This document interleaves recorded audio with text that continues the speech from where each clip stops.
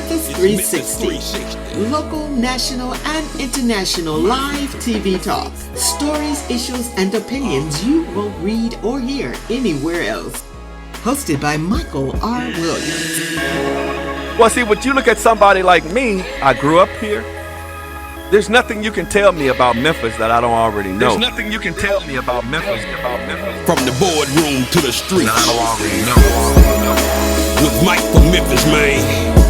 Together, we can fix things. Really. Watch on Comcast, Apple TV, Roku, Fire TV, YouTube, Facebook Live, and all other digital platforms. He saw things weren't fair, so he chose to run for mayor. You get up and do something when you really care. It's Memphis 360. I'm with you. I'm with you. In the meantime, it's Memphis 360. In the meantime, in between time, we got folks shooting people up out the frame. Anybody said a word. We've become accustomed to people dying in this city. Yeah, it's Memphis 360. Turning the TV on and the news and see our loved ones and see young people that are out of control. And now you see, okay. We talk about incarceration. We talk about the youth. We talk about giving them the ability. We talk about investing in young people and investing in the community. See, I hate ignorance. I hate when people make decisions about things and they make statements and they haven't done their research. How can you fix the problem when you don't even know what the problem is? We need some help in this city. It's Memphis 360. See, I hate ignorance. It's Memphis 360. Man.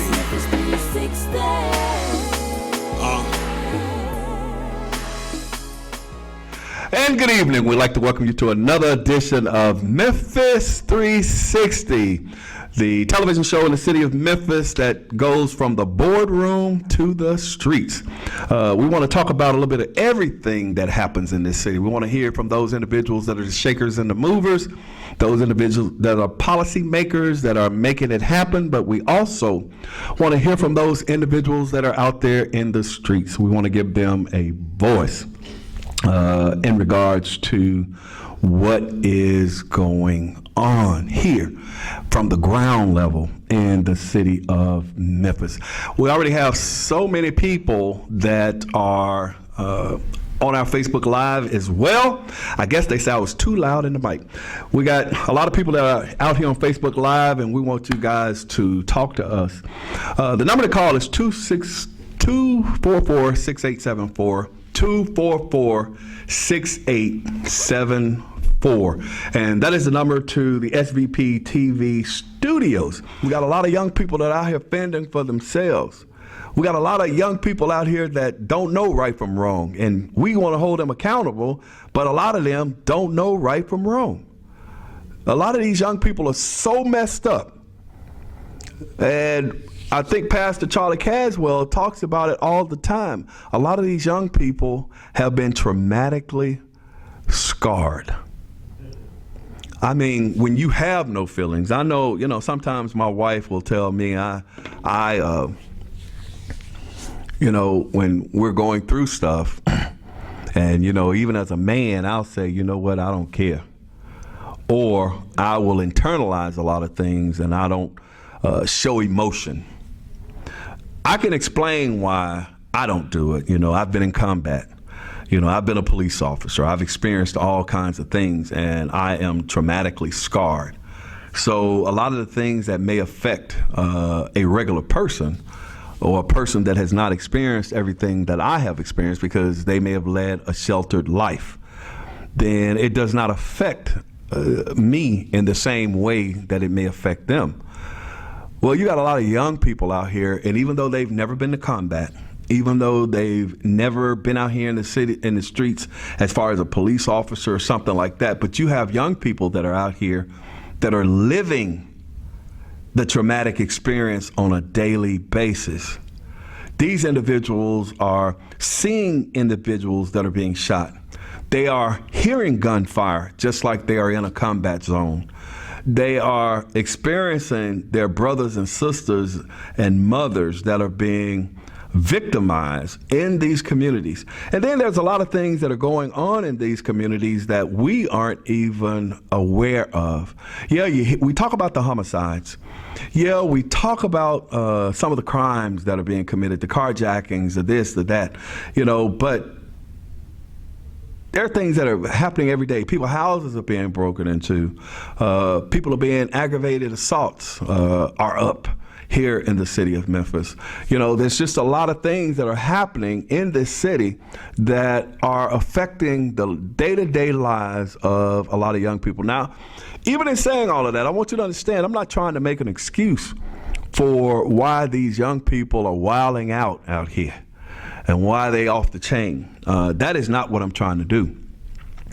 All of that was to say that because there are federal funds that are available, there are federal funds that are being allocated to be able to help some of these grassroots 501c3s that are out here working in the communities. It is incumbent upon us as politicians, election season coming up, people.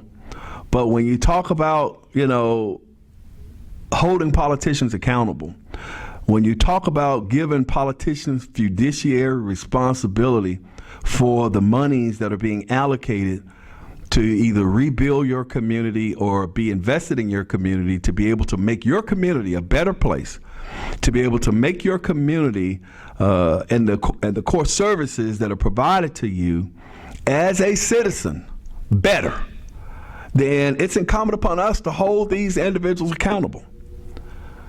So I'm going to look into a little bit more about this executive order. I'm going to look a little bit more into about the $180,033,509 that has been allocated to the city of Memphis and the county of Shelby, because somebody needs to know about what's going on with the money.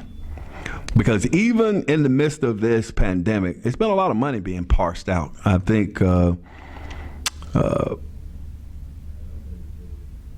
President Trump gave trillions of dollars that was pumped back into the community, with these PPP loans. And we all know some of these people that got PPP loans that didn't deserve PPP loans, but they got them anyway. And I think since President Biden has been in office, he's done it once or twice already. And guess what?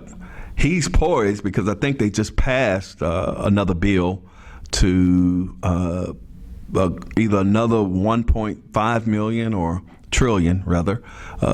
There's going to be some more trillions of dollars that are going to be coming into the community. But I think it's kind of off kilter when those monies are being allocated and they don't really get to the individuals that can help shore up the community. I think this was an opportunity for us to be able to capitalize on a lot of the things that are happening, because they say, okay, we got these loans, and then the government, me being working in some places, well, we don't expect the taxes that are going to be collected to equate to this, but guess what? They exceeded what they thought they were going to collect in taxes. So now you got all of these federal funds, you got the monies that was allocated or that was collected in tax revenue, and you have none of that getting down to the organizations and the people that actually need that money. And I'm not talking about, the $300 that they give to families or people that actually are getting the money directly from the federal government. I'm not talking about that. I'm not talking about all of the extra incentives that they're putting back into the community when it comes to food stamps and different things like that. I'm not even talking about that, even though I think in some cases they definitely have been excessive in the area of food stamps and all of that, because I know you and I both know a lot of people out here selling them food stamps, man. And don't get me wrong, I think if a hungry child needs something to eat, then we need to feed that hungry child. But when I see individuals that have $5,000 in food stamps, you can't eat that much. So what do? A lot of people are going to sell those food stamps. The number to call is 244-6874, 244-6874. What's going on, Robert Lee? You're on Memphis 360. What's up, Doc? What's going on, Mike? The only Oh, I'm sorry, Robert. Call me back. Some way the phone cut off when I tried to put it on speaker. Call me back, Doc. When you're trying to utilize $5,000 worth of food stamps, Jesus Christ. How? Put it right where? All right, call me back, Robert. Call me back, Robert. Evidently, I cut you off, Doc.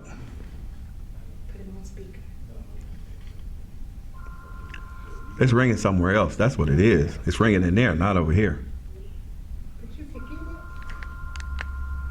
The battery dead or something dead. Yeah. I don't know what's going on. We're having technical difficulties as usual with the telephone. Yeah. So anyway, but I was talking about when you're talking about you have $5,000 worth of food stamps. Come on, people. A family of 4, family of 6, family of 8. You can't even eat $5,000 worth of food stamps because that is too much when it comes to the actual food stamps. So I'm not for when you talk about excess in regards to things like that. But I am saying that, we, the politicians in this city, the leaders in the city, the parents in the city have a responsibility to be able to come together to figure out what's going to provide a positive environment for our young people to grow up in. Because right now, whatever it is that they're doing is not working. And you're going to have elections coming up, and a lot of politicians are going to be coming to you, and they're going to be trying to solicit your vote.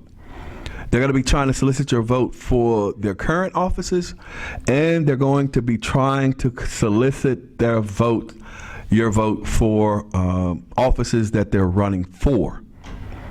And you need to hold their feet to the fire, and you need to ask them some serious questions before you commit to voting for these people.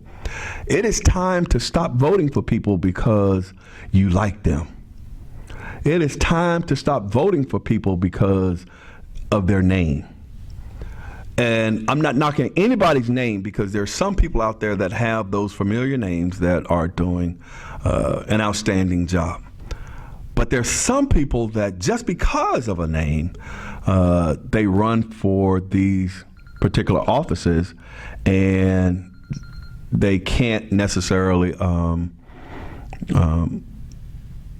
they aren't necessarily doing the things that they're supposed to do. The number to call is 244-6874. If Miss Debbie can get this phone line together, 244-6874. People keep trying to call me on my personal phone, but you can't call me on my personal phone because I'm watching Facebook Live right now. So the number to call is 244-6874. If, in fact, you want to talk to me. I saw you call, Charles. Tell him to call back. Okay. Robert, you can call back now. She says she done got the phone lines working. I done lost 50 people because my phone ain't working. No, I'm just kidding. But it's all good. So when these people are coming and they're trying to get you to vote for them, you need to ask them some serious questions, and you need to hold their feet to the fire, and you need to make sure that they have earned your vote. Don't just give your vote away anymore. Don't do that. So many people have went through so much so you can have the ability to vote. And they went through those things because they wanted to have a voice in what's going on. They wanted to have a voice in how their government was ran. They wanted to have a voice in how their communities were going to be represented. Because back then, everybody did not have a voice. So you need to realize how precious the opportunity for you to vote. I hear so many folk, especially black folks, saying, oh, I ain't gonna vote. It don't do no good, no way. Okay, you just cast a vote for that person that is not necessarily in line with how you think, who is not going to have your best interests at heart. I'm going to vote each and every time I get an opportunity. It may be my one vote. It may be the vote of my family. I don't know. That's going to change the tide of what's happening in this city when whatever is happening in this city is not working. It is not working. We got people dying in this city. We got so many homeless people out in the streets that is pitiful. We have so many people that have psychological problems in this city. And not only the veterans that have been in combat, but everyday people, children that have been affected. Because I saw a special that somebody did on Memphis the other day, and even though they painted Memphis in a negative light, it was nothing I could say. What can you say? What can you say when people talk about the crime? You know, I got a young man in the studio today who moved up from Nolens. You know, Nolens used to be considered, woo, bang, down in the 4th Ward, and all them other places, 9th Ward. Because I got folk in Nolens too. They don't even talk about Nolens like that no more. Now it's the city of Memphis. We get a bad rap. They talk about all of the things that we do. The number call is 244-6874, 244-6874. I'm so sorry for the phone problems. I just started back opening up the phone lines because I want to hear what the citizens of Memphis got to say or have to say.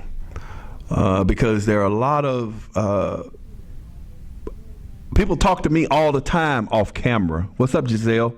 They talk to me all the time off camera. They tell me about what's going on. They tell me about the crime. They tell me how they've been affected by the different circumstances that are happening in this city. And I don't want anybody to ever stop. I am always a listening ear. I am always willing to advise people off camera as well as on camera. I have people that call my cell phone. I have people that, call the office. The number to call is 244-6874, 244-6874. Can I get one more caller before I go off the air? One more. Tell me what's going on here in the city of Memphis. Tell me how you feel about the crime. Tell me how you feel about how our elected officials are handling all of this good stuff. What's up, Mitchell McDaniel? What's going on? I see a lot of old police officers peeping in. We already know that it's not the same. I'm going to tell you, I think they had a chase the other day where the Arkansas state troopers were chasing somebody. They chased them over into the city of Memphis. The Memphis police officers have had to shoot, I believe, 3 people. They've shot and killed 3 people in the last couple of weeks. How do you feel about that? If I'm not mistaken, they shot some lady. She was a female white down there on 3rd Street, down at 3rd and Brooks. I think the car ended up running into the side of my McDonald's. Jesus. But on the other day, they also shot, I believe, 2 males that were in a car coming from Arkansas. The Arkansas state troopers were actually behind them. And I believe the Arkansas state trooper was shot. If I'm not mistaken, he was shot. He just happened to have a vest on. And the 2 individuals that were in the car ended up being shot and killed. I mean, it's like the Wild Wild West out here on these streets. It's like the wild, wild west. And how can we expect our children to grow up and be positive contributors to society in these types of environments? How can we do that? What's up, Robert Jameson? One of my fraternity brothers. I believe he up in New York or somewhere. Oh, Los Angeles. Okay, Doc, you out there in LA now. Something has to change. What's up, Kevin McCargo? What's up, Miss T down in Texas? Kevin McCargo down in Florida. Something has to change in this city. Miss T says, so glad I got my young men out of there. I mean, I understand when I hear people say, I'm so glad I got out of there. I understand it. But it also hurts my feelings. It hurts my feelings because I realize I'm still here. It hurts my feelings because I realize I'm trying to raise a 10-year-old daughter in this city. It hurts my feeling because I have to be a realist and look at what is the environment going to be like as she's growing up in this city. And even when I was a police officer, individuals was like, we want you to live here.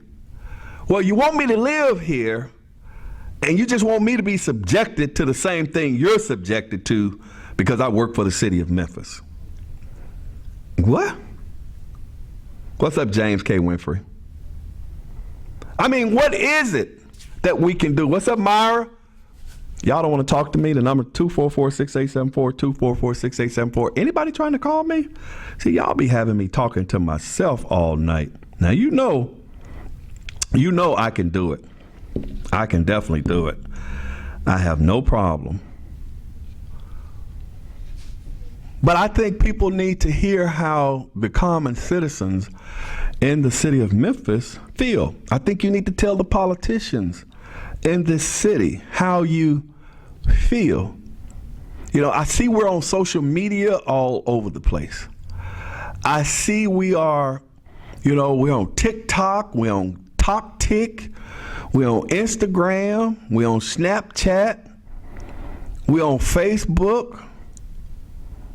I mean, we're on every social media platform that there is.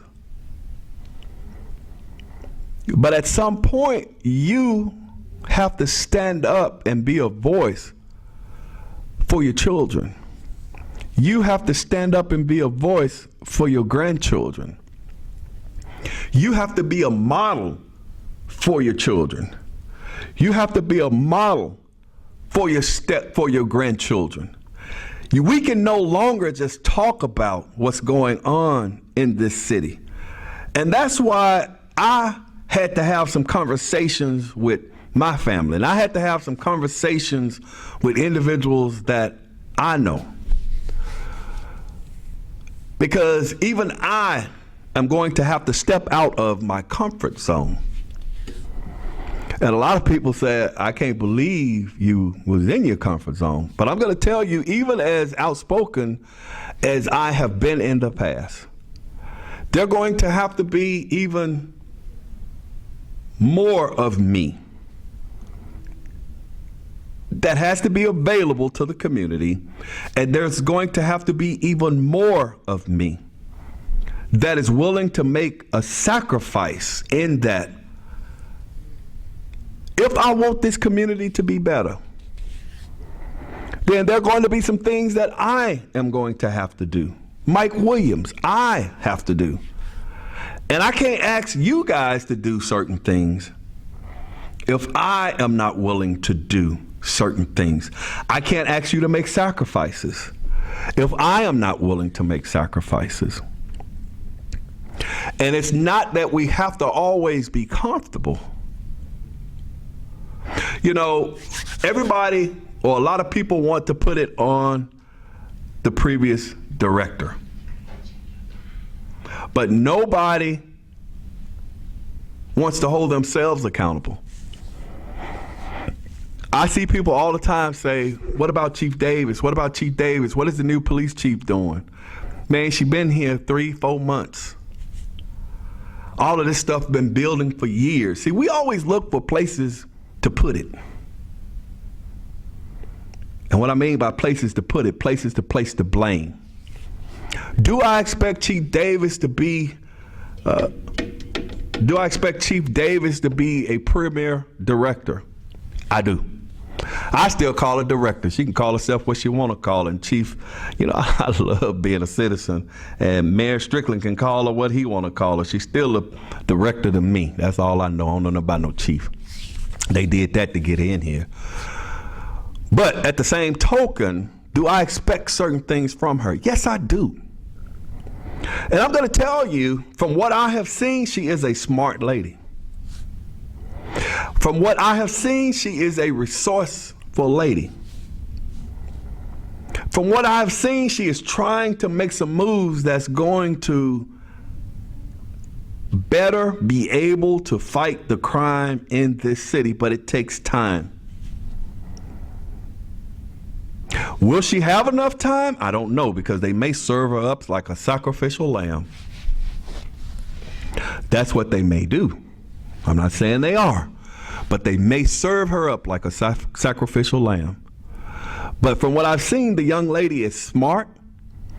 She is making the moves that she thinks is going to better serve the citizens of the city. Like, I ain't into all of these names. They got the Scorpion team, or they got the Cobra team, and they got all them teams and all these names. Make me halfway feel like I'm in the Army or something. Task Force Zebra, Task Force Tomahawk, or whatever. I don't know. Go and attack. But I do see that they're trying to put some mechanisms in place that's going to kind of hold people accountable. I will tell you that the arrest rate has been up. I will tell you that they have dedicated individuals that are out there. These are my terms, not theirs, on search and destroy missions, in that they're looking for these criminals and they're locking them up. But it's not their job to hold them in jail. A lot of them, they're locking them up, but a lot of these people are getting out, So now we have to also start talking about and working on the judicial system, in that we need to make sure that these individuals that are committing these heinous crimes, that they're being held accountable, in that they have bonds set. Everybody's entitled to their freedom, or everybody's entitled to a fair and impartial trial and hearing. But I was watching where they were talking about, but these people won't go down to Mississippi and do that. Why they won't go to Mississippi? Because they'll get hit. They'd rather come up here to Memphis and do it. Because if they get caught in Mississippi, they're gonna be in some little podunk town, or they're gonna be in some little podunk jail, and them folks ain't gonna be very nice. And you're gonna have people that's gonna be jumping up and down and screaming because the individual that they locked up, they're going to say he could have been a brain surgeon. Yeah, but he down there shooting people. He down there carjacking people. See, down in Mississippi, they don't play that. Now, I'm not saying they don't commit crimes in Mississippi, because they do. They finding dead bodies and people down there too. But not at the frequency that you see here in the city of Memphis. Because either you're going to have a high bond and you're not going to be able to get out of jail, and we're going to hold you until your trial date. And then once you have your trial date, we're going to definitely sentence you accordingly. I don't want to hear what mama got to say. I don't want to hear what your granddaddy got to say. I don't want to hear what your preacher got to say, because you just harmed somebody. You just robbed somebody. You just took some innocent, hard-working individual that's trying to live the twilight of their life out. You just took the air out of their sails, and you got to be held accountable. But for some reason, here in the city of Memphis and the state of Tennessee, I don't know. Don't get me wrong. I don't want look, all you black folk out there, I ain't saying go lock up all the black folk. But I am telling you that a lot of the crime that's being committed here in the city is by black folk. And I am telling you that I'm impartial. I don't care if you're black, white, green, yellow, made of cheese. I don't care if you're the Klan. I don't care if you're a panther. I don't care if you're a zebra. I don't care if you're a goat. I don't care if you're Delta, Q, Alpha, Omega. I don't care if you're a Mason. I don't care what you are. But if you commit a crime, you need to be held accountable. I thank God that I have never committed a crime. And I hope I never have to commit a crime. But I can already tell you, you may see Mike on the news one day. Because if one of these little young fools run up on me, and I pray to God that they don't. I'm getting too old. I'm 61. I ain't with all that wrestling and fighting. And please, if they pull a weapon on me, I'd rather be judged by 12 than carried by 6. I'm just telling you straight up from the bottom of my heart how I feel. Now, you can feel however you want to feel. But see, I done been in combat for this country, so I like my first constitutional rights. I done policed the streets of the city of Memphis, so I want to live a little bit longer. So for all of these young people that are out here wilding out and living their life the way that they want to live it, then guess what? You already know that there are consequences that come along with that. Or do we not know that there are consequences that come along with that? And if you do not know that there are consequences that come along with that, then we need to show you that there are consequences that come along with that. See, when I was coming up, when I joined the Army, man, them old heads was all over me like white on rice. We need to get back to the basics. I tell people, here in the city of Memphis, I grew up here in the 60s. It was racist as hell. It was. I was Buster Frazier, 1972, when they first started busing here in the city of Memphis. And I have to look back and I say, but the city was clean. I have to look back and I say, there were activities in the neighborhood. We used to go to the parks. They had activities in the parks. They had young black kids working in the parks, in our parks, that had all kinds of activities for us to do. And I try to correlate and I say, if in fact the city council was predominantly white then, and now we have a city council that's predominantly black, but it done flipped. Now we have hardly no programs in the park. We have no activities for the black kids, which the city of Memphis is predominantly African American, and I'm not saying that we only have to have activities for black kids. So don't try to twist my words. But what I am saying is that how come we have all of these black leaders in the city now, yet we have less resources in the African American community or in the inner city, whichever way you want to couch it? We do have elections coming up, and I'm going to be talking like this all the way up to the elections. Because I want these people out here to know, and those individuals to have it instilled in them, how important their votes are. I want to have it instilled in you that we can't keep doing the same thing and expect different results. I want to instill in you that over the last couple of years, the homicide rates have increased and increased and increased. I want to instill in you that we're sitting on the brink of breaking the highest number of homicides that have ever been committed in the city of Memphis. And even with the numbers of last year, 332, we were considered one of the most dangerous cities in the nation. So if we exceed that number that got us considered as the most or one of the most dangerous cities in the nation per capita, and this year we're exceeding that number, so how are we going to be perceived now?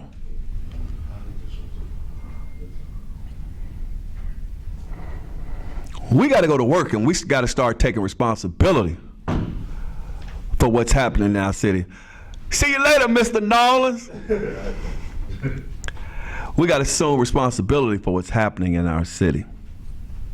All right, man, I hope they get this phone situation right, because I be wanting to talk to y'all. I hate just talking for 60 minutes straight. I'm gonna have to get me another phone or something so I can have my own other phone when I come in this joint, and y'all can talk to me, because I really miss talking to y'all. I really and truly do, because you guys have a lot of insight and you know what's going on out there in the community, because we can all talk about it, we can all speculate from our own experiences, but some of you guys have had different experiences out there, and you really are where the rubber meets the road, and you know what's going on in these communities. And some of these people that are in the decision-making positions, they really need to know, because some people have lost touch with reality. I go to some of these functions and places, and I see people, they don't have a clue what you're going through. What's going on, Thurston? Hey, I want to thank you guys for tuning in. I want to thank Clerk Brown. This show is not about the clerk's office. This is paid for by Mike Williams. So this is not a government sponsored. I don't do commercials because I pay for it out of my pocket. And I don't necessarily want the county to consider this as another job, because it's not. This is a hobby for me. How about that? Me exercising my first constitutional rights. But I want to thank Mr. Clerk Brown. He came down to General Sessions yesterday. He he put a nice spread out for him and his staff, his administrative staff. They put a nice spread out for the members, all of the 130 plus members of General Sessions, and we had judges that came through, and we had some other political individuals. We had, the custodial staff. We had deputy sheriffs that came in. I want to thank Chief Wooten, who came in from the circuit court to represent Clerk Tamika Gibson. I want to thank him and his staff. They came down. We had a really good time. Thurston stopped by yesterday, so I want to thank him for stopping by as well. I want to thank all of the hard-working young men and women of General Sessions. As Mike Williams, a citizen, I want to thank them because I had no clue about what you guys do, and you guys do an awesome job in doing everything that you do down there to make sure that the citizens of Shelby County are serviced. I want to wish you guys a Merry Christmas. This is my last broadcast before Christmas. I want to wish you a Merry Christmas to you and your families. I had the opportunity to go to Judge Betty Thomas Moore's re-election campaign fundraiser. It was down at the guest house down at Elvis Presley. I had a wonderful time. She's a beautiful lady. Her husband, Lieutenant Moore, is an excellent dude. Her son, he's on the sheriff department, good guy. So I had the opportunity to go down there, and I really appreciate. She actually delivered me or gave me my invitation, and I just felt so honored because, people don't have to do that, especially being that she is a judge. And it just did my heart good. And I said, man, I got to go down here and support Judge Betty Moore. So anyway, she's coming up for re-election, and there are going to be a lot of people that's going to be coming up for re-election. And I'm going to have some of those people on my show. I'm not charging them anything because I just want you to be able to talk to some of these people and hopefully open up the phone lines and let you ask them questions about the judicial system, about hopefully I can get Judge Lambert Ryan on here, maybe Judge Anderson from the Veterans Court. I would definitely love to have Judge Moore on here from the civil side, maybe Judge Lonnie Thompson, Judge Henderson. Judge Higgins, so that you can get a perspective from the inside about what's going on in these courts and how individuals, how you can manipulate, or not manipulate, that's a bad word when you talk about the justice system, how you can maneuver through the justice system, because a lot of people think, I've learned some things, that when you pay all your little fines and fees and you got everything dismissed, you think you can get your voting rights back. Nope, you got to go over to the civil side to get your voters' rights restored. That's something that I found out. So, we're going to try to bring you up to speed on all of this. Hey, I want to thank you guys so much. Once again, I want you to have a Merry Christmas and a Happy New Year. This is Memphis 360, going from the boardroom to the streets.